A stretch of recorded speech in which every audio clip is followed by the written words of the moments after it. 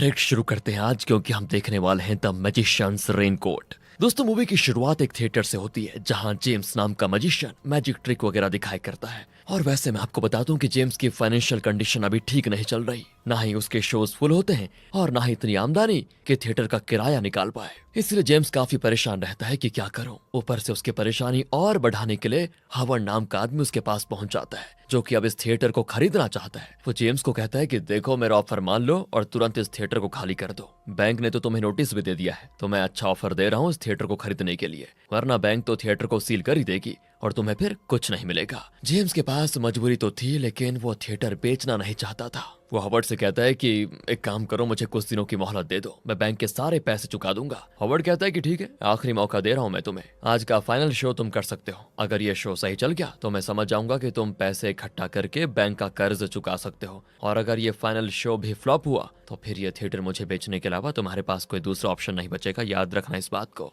James मान जाता है। अब फाइनल शो शुरू हो जाता है। जेम्स पूरी मेहनत के साथ एक से बढ़कर एक ट्रिक्स दिखाता है ताकि लोगों को एंटरटेन किया जाए। किस्मत से आज थिएटर भी फुल हो जाता है। अब जेम्स को उम्मीद तो होती है कि आज तो अच्छा प्रॉफिट बन जाएगा। वो छोटे मोटे ट्रिक्स दिखाने के बाद ऑडियंस के बीच बैठी जूलिया नाम की लड़की को बुलाता है ताकि उस पर भी कोई ट्रिक परफॉर्म कर पाए। तो जैसे जूलिया स्टेज पर आती है, उसके कोट पर लगा हुआ एक कीमती ब्रोच जेम्स तुरंत चुरा लेता है, जिसकी खबर भी जूलिया को नहीं लगती। एंड वो ब्रोच काफी महंगा लग रहा था। जेम्स का प्लान था कि शो से मिले पैसे और इस ब्रोच को बेचकर बैंक का सारा कर्ज चुका दूंगा, जिससे थिएटर को बेचने की नौबत ही नहीं आएगी। हाँ, तो इसके बाद जेम्स जूलिया पर मैजिक ट्रिक दिखाने के लिए उसे एक लकड़ी के बॉक्स में डाल देता है और ट्रिक परफॉर्म करके जैसे ही बॉक्स खोलता है, उसमें से जूलिया गायब। ऑडियंस काफी ज्यादा खुश होती है उस ट्रिक को देखकर, लेकिन ऑडियंस में हॉवर्ड भी बैठा होता है, जिसके पास एक जादुई अंगूठी होती है। उसकी मदद से वो लकड़ी के बॉक्स का वो वाला कंपार्टमेंट खोल देता है जिसके अंदर जूलिया गई थी। अबे यार, सब खराब हो गया। सभी को पता चल जाता है कि बॉक्स के अंदर दो छोटे कमरे हैं।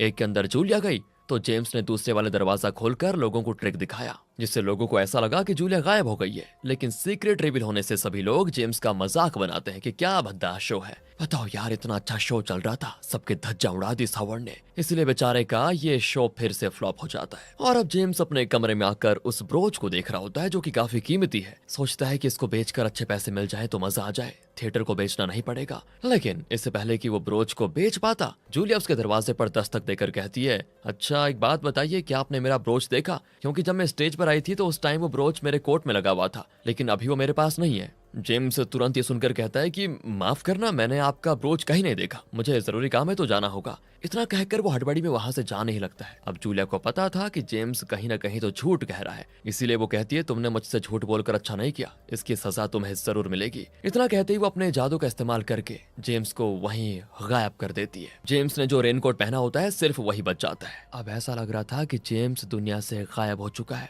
असल में दोस्तों, जूलिया एक जादूगरनी है। उसको पता चल गया था कि जेम्स ने ही उसका ब्रोच चुराया, और उसके सामने जब जेम्स ने झूठ कहा तो जूलिया को बड़ा गुस्सा आ गया, इसीलिए उसने कर दिया जेम्स को गायब। अब यहाँ से करीब 86 साल के बाद, यानी कि 86 इयर्स के बाद का सीन दिखाते हैं, जहाँ एक स्कूल में जैक नाम का एक लड़का है। जैक एक नॉर्मल से परिवार से ताल्लुक रखता है, उसके ज्यादा दोस्त वगैरह नहीं है, तो अक्सर बाकी बच्चे उसे बुली भी करते हैं। जैक केट नाम की लड़की को दोस्तों काफी ज्यादा पसंद भी करता है, लेकिन गड़बड़ बताऊं क्या है? गड़बड़ यह है कि उसी की तरह स्कूल के सारे लड़के केट के दीवाने हैं। इसलिए जैक को लगता है कि मेरी दाल तो केट के सामने बिल्कुल भी नहीं गलेगी, लेकिन फिर भी कोशिश करने में क्या जाता है। वो कोशिश करता ही रहता है ताकि कभी ना कभी तो केट से दोस्ती हो जाए। अब उसी स्कूल में बिली नाम का एक और लड़का पढ़ता है, जो जैक का बड़ा अच्छा दोस्त है। उसका भी हाल कुछ जैक जैसा ही है, क्योंकि उसके भी क्लासमेट उसको बुली वगैरह क्या करते हैं। हाँ, इन दोनों की एक और दोस्त है जिसका नाम है ओलिविया। ओलिविया असल में क्लास की टॉपर बच्ची है। हर चीज में उसका दिमाग काफी ज्यादा चलता है। आज भी सारे बच्चों को किसी टॉपिक के ऊपर स्पीच देना था, तो ओलिविया सबसे हार्ड टॉपिक पर स्पीच देती है। फिर क्या था, जो सुनकर पूरी क्लास के बच्चे सो जाते हैं, क्योंकि ओलिविया की सारी बातें उनके सर के ऊपर से जाती हैं।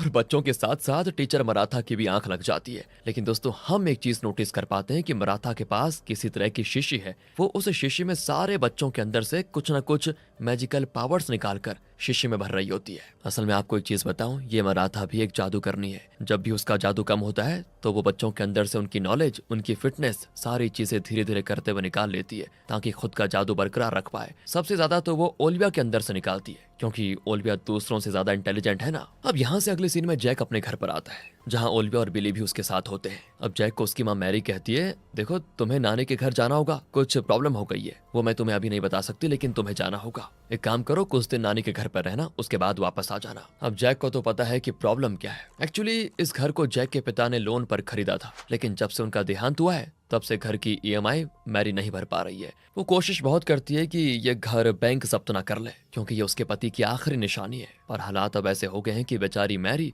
अकेले कर भी क्या सकती है। इसीलिए वो जैक को नानी के घर भेज रही है ताकि पैसों का कुछ बंदोबस्त कर पाए। तो जैक भी अपने दोनों दोस्तों को लिए नानी के घर चला जाता है, जहाँ कर तीनों खूब मस्ती करते हैं, क्योंकि नानी के घर जाने का मजा कुछ और ही होता है दोस्तों, आपको पता होगा। वहीं जैक और उसके दोस्त पूरे घर को अच्छे से एक्सप्लोर करने में लगे होते हैं कि क्या पता घर में उन्हें कोई काम की चीज मिल जाए। और तब घर के अटिक में उन्हें कई सारे बॉक्सेस दिखाई देते हैं, जिनमें अलग अलग तरह के कॉस्ट्यूम रखे होते हैं। एक्चुअली उन कॉस्ट्यूम्स को जैक की नानी ने किसी ऑक्शन में खरीदा था। उन्हीं कॉस्ट्यूम में जेम्स का रेन कोट भी होता है। जेम्स भूल तो नहीं गए आप? अरे जेम्स वही जिसको जादूगरनी ने गायब कर दिया था, और उस समय जेम्स ने यही रेन कोट पहना हुआ था गायब होने से पहले। इसीलिए अब जैक उस रेनकोट को पहन लेता है और तीनों दोस्त अलग अलग कॉस्ट्यूम पहनकर एक दूसरे के साथ अच्छे से मस्ती करते हैं। लेकिन जैसे जैक रेनकोट में लगी हुई रस्सी को बांधता है ताकि ये रेनकोट भागते समय गिर ना जाए, तो अचानक से जैक जेम्स में बदल जाता है। अब उसके दोनों दोस्त ये देखकर हैरान कि ये क्या हो गया, ये कौन आ गया अचानक। इसीलिए डर के मारे वो तो वहां से भाग जाते हैं। तब जैक उनसे कहता है कि अरे तुम लोगों को हुआ क्या, मैं जैक हूँ, ऐसे डर कर क्यों भाग रहे हो मुझसे, भूत देख लिया है क्या।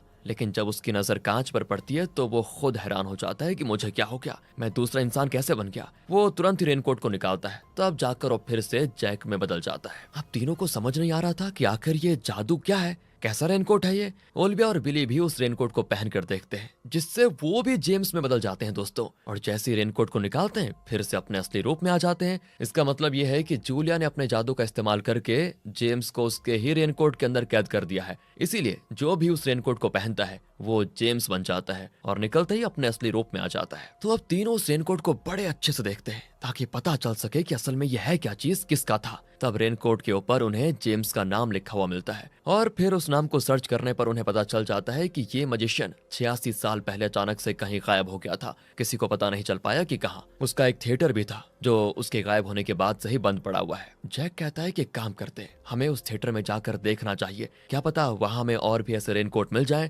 इसीलिए तीनों उस थिएटर के लिए निकल जाते हैं और किस्मत से वो उनके घर के बहुत ही करीब होता है। लेकिन वहां आने के बाद उन्हें कुछ भी दिखाई नहीं देता, क्योंकि वो थिएटर बिल्कुल खंडर बन चुका है। बिली जब टॉर्च की मदद से इधर उधर देख रहा होता है तभी उसकी नजर किसी अजीब सी दिखने वाली क्रिएचर पर पड़ती है, लेकिन वो कुछ सोच समझ पाता कि वो क्या है। तभी सारे चमगादड़ उन तीनों पर हमला शुरू कर देते हैं, इसलिए तीनों अपनी जान बचाकर थिएटर से भाग जाते हैं। अगले सीन में वो क्रिएचर मराठा के पास आता है और उससे कहता है कि मुझे उस रेनकोट का पता चल गया है। थिएटर में 3 बच्चे आए थे, उन्हीं के पास वो रेनकोट है। मैंने अपनी आंखों से उस रेनकोट को देखा है। और ये सुनकर मराठा बड़ी खुश होती है, क्योंकि वो उस रेनकोट को दोस्तों 86 ईयर से ढूंढ रही है और आज जाकर उसका सपना पूरा होने वाला है। वो तुरंत उस क्रिएचर को ऑर्डर देती है कि जाओ और पता लगाओ कि वो बच्चे कहाँ रहते हैं, मुझे किसी भी हाल में वो रेनकोट चाहिए। इधर बिली जेम्स बनकर अपने दोस्तों के साथ जैसे ही आगे बढ़ रहा होता है तभी उसको जेम्स की आवाज सुनाई देती है, जो जमीन पर गिरे हुए पानी की मदद से उनसे बात करने की कोशिश कर रहा होता है। इसका मतलब जेम्स पानी की मदद से रेनकोट के बाहर वालों से कांटेक्ट कर सकता है। तो जेम्स बच्चों से कहता है कि मेरी बात ध्यान से सुनो, मेरी मदद करो, मैं 86 ईयर से यहाँ फंसा हुआ हूँ, तुम लोग ही मुझे आजाद कर सकते हो प्लीज।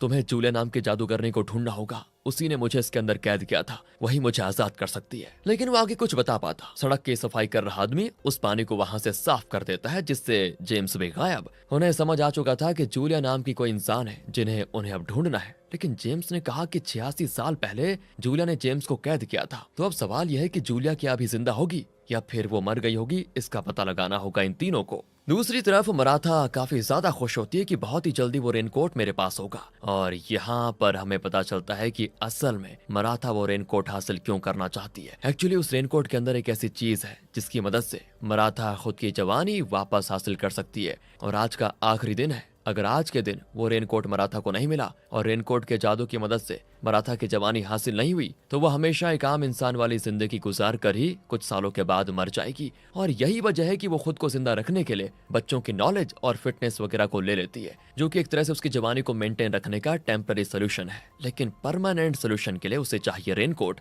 इसीलिए मराठा अपने जादुई बॉल का इस्तेमाल करके ये जानने की कोशिश करती है कि रेनकोट अभी कहाँ पर है। और फिर क्या था, वो जादुई बॉल उसको रेनकोट दिखा देता है, जो कि अभी जैक के नानी के घर पर होता है। मराठा अब एक कौवे को अपने कंट्रोल में लेकर उसको जैक के नानी के घर में छोड़ देती है, जो रेनकोट को चुराने की कोशिश करता है। पर तीनों दोस्त बड़ी मुश्किल से उस कौवे से वो रेनकोट वापस हासिल कर लेते हैं। मराठा को बड़ा गुस्सा आता है देखकर कि मेरा प्लान फेल नहीं हो सकता। फिर वो अपने क्रिएचर से कहती है कि जाओ और उस घर से मेरे लिए वो रेनकोट लेकर आओ, चाहे कुछ भी करना पड़े। और फिर वो क्रिएचर भी रेनकोट लेने के लिए निकल जाता है। इधर हम जादूगर हॉवर्ड को देखते हैं, जो मैरी के घर के बाहर खड़ा होता है। उसने मैरी के घर को अपने कब्जे में करने के लिए एक वकील को अच्छे पैसे देकर एक नकली नोटिस बनवाया कि आज का दिन लास्ट है, अगर घर खाली नहीं किया गया तो घर सील हो जाएगा। हॉवर्ड दोस्तों जेम्स के थिएटर की तरह मैरी के घर को भी खरीदना चाहता है, लेकिन वो ऐसा कर क्यों रहा है वो तो मैं आपको थोड़ी देर में बता दूंगा, रुकिए। अब दूसरी तरफ जैक जेम्स बनकर आगे बढ़ रहा होता है, तभी उसको सामने से केट दिखाई देती है, जो अपने दोस्तों के साथ बैठी हुई थी। इसलिए जैक सोचता है कि चलो इससे बात कर लेता हूँ,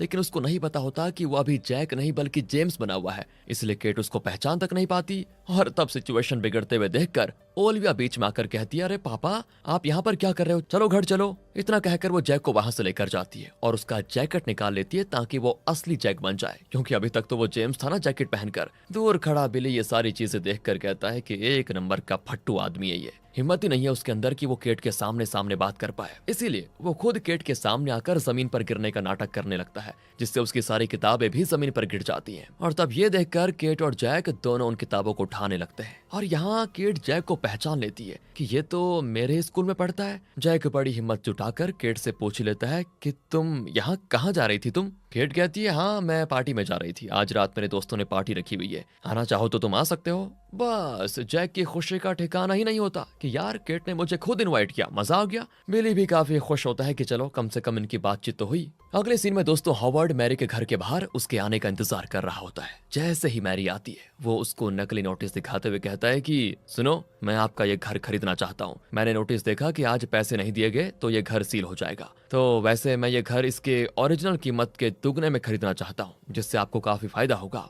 लेकिन मैरी इसके लिए तैयार नहीं होती, क्योंकि ये उसके पति की आखिरी निशानी थी। वो कहती है, पिछले हफ्ते ही तो मैं बैंक को ईएमआई भर के आई हूँ, फिर उन्होंने कैसे नोटिस भेज दिया मुझे, ऐसा नहीं हो सकता। तब वहाँ जैक भी अपने दोस्तों के साथ पहुंच जाता है और इस मैटर को शांत करने के लिए वो जेम्स में खुद बदल कर कहता है कि देखो हॉवर्ड, आप इस घर को खरीद नहीं सकते, मैं एक लॉयर हूँ और कानून के हिसाब से मैरी जब ईएमआई भरने के लायक नहीं रहेगी तब जाकर घर को सील किया जाएगा, वरना नहीं। तो बीच में आप क्यों आ रहे हो? और जैक के दोस्त इंटरनेट पर दोस्तों कुछ आर्टिकल्स वगैरह भी निकाल लेते हैं, जो वो जैक को दे देते हैं। वही आर्टिकल वाले पेपर को वो हॉवर्ड को थमाते हुए कहता है कि देखिए इसमें सारे कानून लिखे हुए हैं, आराम से इसको पढ़ लेना। ये सुनकर हॉवर्ड को बड़ा गुस्सा आता है। लेकिन अब आप सोच रहे होंगे इसने जेम्स को पहचाना क्यों नहीं? तो वो नहीं पहचान पाता उसको, क्योंकि उससे वो 86 साल पहले मिला था और अब उसकी याद थोड़ी रहेगी उसको, इसीलिए वो गुस्से में चला जाता है। जैक और उसके दोस्त काफी ज्यादा खुश होते हैं कि चलो सिचुएशन अभी के लिए तो हमने हैंडल कर लिया, लेकिन बाकी ईएमआई भरने के लिए उनको अच्छे खासे पैसों की जरूरत है। वो पैसे कहाँ से आएंगे इसी बात की उनको टेंशन भी होती है। इसीलिए बिली एक आइडिया लगाता है और फिर से पानी की मदद से जेम्स से बात करते हुए कहता है कि तुम जादूगर हो ना, तो पैसे छाप कर हमें दे दो, हमारा काम हो जाएगा। लेकिन जेम्स कहता है कि मैं एक मजिशियन हूँ, बैंक का मालिक नहीं, मैं खुद भी इन हालातों में पैसों की वजह से फंसा हूँ, प्लीज तुम लोग कैसे भी करके जूलिया को ढूंढ निकालो। ये सुनकर तीनों परेशान हो जाते हैं और फिर इंटरनेट पर जूलिया के बारे में कई सारी जानकारियां निकालना शुरू कर देते हैं। तो काफी मेहनत करने के बाद पास ही में उनको जूलिया का घर भी मिल जाता है। तीनों जूलिया के घर के लिए निकल जाते हैं, पर वो उसके घर पहुंच पाते मराठा का क्रिएचर उनको देख लेता है और मराठा को यहाँ बुला लेता है। मराठा भी पोर्टल की मदद से उन तीनों के सामने प्रकट हो जाती है और फिर अपनी जादुई शक्ति का इस्तेमाल करके तीनों से वो रेनकोट छीनने की कोशिश करती है। अब बच्चे तो पूरी ताकत लगाकर रेनकोट को बचाने की पूरी कोशिश करते हैं, लेकिन वही वाली बात है ना, 3 बच्चे एक महान जादूगरनी का मुकाबला कैसे कर पाते। इसीलिए मराठा उनसे वो रेनकोट छीन कर हो जाती है गायब। और अब मराठा उस रेनकोट के अंदर कुछ ढूंढने की कोशिश करती है, पर रेनकोट के ऊपर तो जूलिया का जादू था, इसीलिए वो रेनकोट को अच्छे से चेक ही नहीं कर पाती। दूसरी तरफ जैक और बाकी जूलिया के घर पहुंच जाते हैं, जो 80 साल होने के बाद भी दोस्तों वैसे ही सुंदर है जैसे कि पहले हुआ करती थी। तीनों को तो यकीन ही नहीं होता कि ये तो एकदम जवान लग रही है, अमर है क्या ये। जूलिया बताती, देखो मैं एक जादूगरनी हूँ और जादू की मदद से खुद की एज को स्लो या फास्ट कर सकती हूँ। ये सब कुछ मंत्रों की ताकत से होता है, लेकिन एज को स्लो कर देना और अमर की तरह रहना एक श्राप है जिससे तुम उसी एज में फंसे रहोगे और तुम्हारे सामने से बच्चे बूढ़े होकर मर जाएंगे। काफी झंझोड़ कर रखने वाली है ये जिंदगी। और हाँ, मुझे पता है कि तुम तीनों यहाँ पर क्यों आए हो, तुम्हें जेम्स ने भेजा होगा पक्का। मैं खुद अपनी उस गलती के लिए 86 साल से पछता रही हूँ। मुझे लगता है कि मुझे जेम्स के साथ ऐसा नहीं करना चाहिए था। मैंने हर कोशिश की कि अपने मंत्रों को वापस लेकर जेम्स को रेनकोट से आजाद कर दूं, लेकिन ऐसा हो नहीं पाया। उस मंत्र का साइकिल 86 साल का है। 86 साल में आज का आखिरी दिन है और इसी दिन मैं मंत्र को तोड़कर जेम्स को आजाद कर सकती हूँ, लेकिन अगर वो आज आजाद नहीं हुआ तो फिर अगले 86 साल उसको इंतजार करना होगा। तीनों हैरान हो जाते हैं। वो जूलिया से कहते हैं कि यहाँ आते आते हमारे पास वो रेनकोट था, लेकिन हमने उसको खो दिया, पर आप टेंशन मत लो, हम कैसे भी करके वो रेनकोट आपके पास लेकर आ जाएंगे। तीनों अब सोचने में लगे होते हैं कि मराठा हमें कहाँ मिल सकती है। ओलिविया कहती है कि वो मेरी क्लास टीचर है, क्या पता वो स्कूल में मौजूद हो। तीनों स्कूल जाते हैं ताकि मराठा को ढूंढ पाए, लेकिन वो वहां होती नहीं। अब दूसरी तरफ जब मराठा पूरी किताबों की मदद से ये तरीका ढूंढ रही होती है कि वो कैसे जूलिया का जादू खत्म करके इस रेनकोट की अच्छे से तलाशी कर पाए, तभी दोस्तों उसकी बिल्ली रेनकोट के अंदर घुस जाती है, जिस वजह से वो बिल्ली बन जाती है जेम्स। मराठा का दिमाग फिर जाता है कि एक मुसीबत कम नहीं होती कि दूसरी सर पर आ जाती है। वो जैसे बिल्ली को पकड़ने की कोशिश करती है, बिल्ली जेम्स बनकर टेबल पर कूद जाती है और ये होते ही टेबल पर रखे कई सारे पोर्टल बनने वाले क्यूब कमरे में बिखर जाते हैं, जिस वजह से कमरे के अंदर बहुत सारे पोर्टल्स खुल जाते हैं। एक पोर्टल तो स्कूल में खुल जाता है और किस्मत से वो बिल्ली स्कूल वाले पोर्टल में घुस जाती है। जेम्स को देखकर बाकी हैरान कि जेम्स यहाँ पर कैसे आ गया, लेकिन उसकी हरकत को देखकर उन्हें पता चल जाता है कि ये तो बिल्ली है जो रेनकोट के अंदर घुसी हुई है, इसीलिए वो बिल्ली से रेनकोट ले लेते हैं। तब दोस्तों वहाँ पोर्टल बनने लग जाता है, क्योंकि मराठा यहाँ रेनकोट को लेने आ रही थी। इसीलिए जैक बिल्ली और ओलिविया से कहता है, एक काम करो, ये रेनकोट लेकर तुम जूलिया के पास जाओ, तब तक मैं मराठा को रोकता हूँ। दोनों वहां से भाग जाते हैं और जैक मराठा को रोकने चला जाता है। मराठा स्कूल में बिल्ली को देखकर समझ जाती है कि तीनों बच्चों को रेनकोट मिल गया होगा। तब उसको सामने दोस्तों जैक दिखाई देता है, इसीलिए वो उस पर भी अपने जादू से हमला करके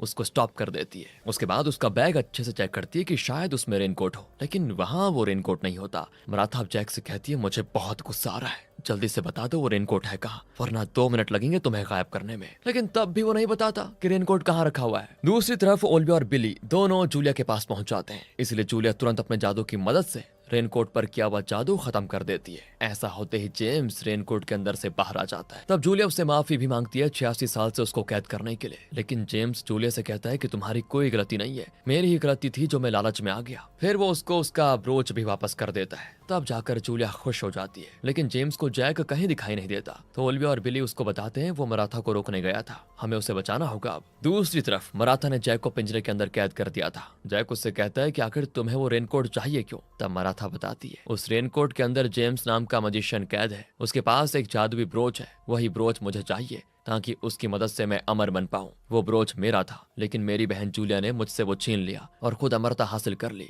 आज अगर मुझे वो ब्रोच नहीं मिला तो मैं हमेशा हमेशा के लिए एक मामूली इंसान बनकर रह पाऊंगी। जैक हैरान कि मराठा और जूलिया दोनों बहनें। इसके बाद मराठा जैसे जैक पर हमला करने वाली होती है, तभी मराठा का क्रिएचर वहां पोर्टल बना देता है, जो पोर्टल सीधे खुलता है जूलिया के घर में, क्योंकि वो भी नहीं चाहता कि मराठा जैक की जान ले। इसलिए जैक को बचाने के खातिर वो मराठा के खिलाफ हो जाता है। पोर्टल बनते ही जूलिया मराठा के पास आ जाती है और उससे कहती है, मुझे माफ कर देना, मुझसे बहुत बड़ी गलती हो गई थी जो मैंने आपसे ब्रोच छीन लिया, लेकिन अब मुझे मेरी गलती का एहसास हो चुका है, इसीलिए मैं आपको ये ब्रोच वापस देना चाहती हूँ। मराठा हैरान हो जाती है, क्योंकि उसको लग रहा था कि जूलिया आज भी उसको अपना दुश्मन मानती होगी, लेकिन जूलिया बदल गई है, उसको उसकी गलती का एहसास हो चुका है। इसीलिए मराठा जैक को आजाद करके जूलिया को माफ कर देती है और ब्रोच मिलते ही मराठा भी जवान होकर अमर बन जाती है। दोनों बहनों की नफरत भी हो जाती है दोस्तों खत्म। नहीं नहीं, अभी मूवी खत्म नहीं हुई है। इधर हॉवर्ड मैरी के पास आकर कहता है, पिछली बार नकली लॉयर को लाकर अच्छा बेवकूफ बना लिया मुझे, लेकिन आज मैं बेवकूफ नहीं बनूंगा,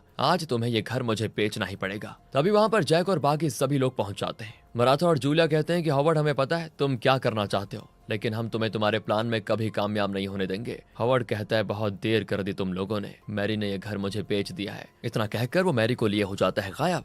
जैक को समझ नहीं आता कि आखिर ये हॉवर्ड है कौन, और ये करना क्या चाहता है। तब जूलिया बताती है हॉवर्ड एक बहुत ही ज्यादा खतरनाक शैतानी मंत्रों का इस्तेमाल करना चाहता है, जिसकी मदद से वो दुनिया का सबसे ज्यादा ताकतवर आदमी बनना चाहता है। ये मंत्र 100 साल में सिर्फ एक बार इस्तेमाल कर सकते हैं। इससे पहले हॉवर्ड ने उस मंत्र का इस्तेमाल करने की कोशिश की थी, लेकिन बाकी जादूगरों ने मिलकर उसे रोक दिया। लेकिन आज फिर से हॉवर्ड उस मंत्र का इस्तेमाल करना चाहता है। उस मंत्र का इस्तेमाल करने के लिए 3 खास तरह की लोकेशन चाहिए होती है। उन तीनों लोकेशन के बीच की जगह पर इस मंत्र का इस्तेमाल किया जाता है, लेकिन उसे जो भी 3 जगह चाहिए उन तीनों जगह पर वो जबरदस्ती कब्जा नहीं कर सकता। इसीलिए जिसकी वो जगह होगी उसे खुद अपने हाथों से हॉवर्ड को वो जगह देनी होगी या बेचनी होगी, तभी जाकर वो मंत्रों का इस्तेमाल कर पाएगा। यानी कि दोस्तों समझ गए आप, इसी वजह से हॉवर्ड ने जेम्स को मजबूर किया थिएटर को बेचने के लिए, और अब मैरी के साथ भी उसने वही काम किया। 2 लोकेशन तो इनको पता थी, अब तीसरी लोकेशन इनको पता करनी थी। तब जैक कहता है कि क्या पता तीसरी लोकेशन हॉवर्ड का ऑफिस हो जहां पर वो रहता है। इसलिए जूलिया जैसे तीनों लोकेशन को मिलाती है वो तीनों सही लोकेशन होती है। अब उन्हें पता चल जाता है कि तीनों लोकेशन के बीच में हॉवर्ड उस मंत्र का इस्तेमाल करने गया होगा। तो सारे लोग उसी जगह पर जाते हैं और सच में दोस्तों हॉवर्ड और मैरी वहां पर मौजूद होते हैं। जूलिया मराठा के साथ हॉवर्ड पे हमला करने की कोशिश करती है, लेकिन हॉवर्ड की जादुई अंगूठी की मदद से किसी का जादू उस पर असर नहीं कर पाता। इसके बाद हॉवर्ड उस मंत्र को जैसे ही इस्तेमाल करता है वहां पर अजीब और जादुई जैसी चीजें उत्पन्न हो जाती हैं। हॉवर्ड कहता है मुझे एक ऐसा इंसान चाहिए जो अपनी मर्जी से इस धुएं के अंदर जाए, जो ऐसा करेगा मैं उसकी जो इच्छा होगी उसे पूरा कर दूंगा। ये सुनकर जेम्स तुरंत हॉवर्ड से कहता है कि मैं इसके लिए रेडी हूँ। तो हॉवर्ड उसको अपने पास बुलाता है, लेकिन जेम्स तो ट्रिक करने में माहिर था, तो वो तुरंत ही चुपके से हॉवर्ड की अंगूठी चुरा लेता है और उसे चुरा कर वो जूलिया को दे देता है। बस दोस्तों हॉवर्ड एकदम गुस्सा हो जाता है कि ऐसा नहीं हो सकता। अंगूठी चाहते ही जूलिया और मराठा अपने जादू का इस्तेमाल करके हॉवर्ड को ही धुएं में डाल देते हैं, जिससे वो फाइनली मारा जाता है। यानी कि अगर जेम्स भी अंदर जाता तो वो पक्का मारा जाता। इसी वजह से मैरी भी बच जाती है। जैक और बाकी सारे लोग काफी ज्यादा खुश होते हैं कि चलो शैतानी जादूगर से पीछा छूटा। सभी सोचते हैं कि 2 जादूगरनी बहनों को आपस में मिलाकर एक साथ कर दिया और जेम्स को भी 86 साल के बाद कैद से आजाद कर दिया। जैक के घर की EMI मैरी तो भरी रही थी, उसकी भी टेंशन अब खत्म हो गई, क्योंकि सील होने का नकली नोटिस तो हॉवर्ड ने बनवाया था, ना कि बैंक ने। और दोस्तों मूवी के आखिरी सीन में जैक केट की पार्टी में जाता है, जहां उसे देखकर वो बड़ी खुश होती है, क्योंकि वो उसी के आने का इंतजार कर रही थी। इसी हैप्पी एंडिंग के साथ ये मूवी यहाँ पर खत्म होती है। बाकी दोस्तों अगर आपको मूवी अच्छी लगी हो लाइक कीजिए, चैनल को सब्सक्राइब। मिलते हैं आपसे अगली वीडियो में, ध्यान रखेगा अपना and finally thanks for watching.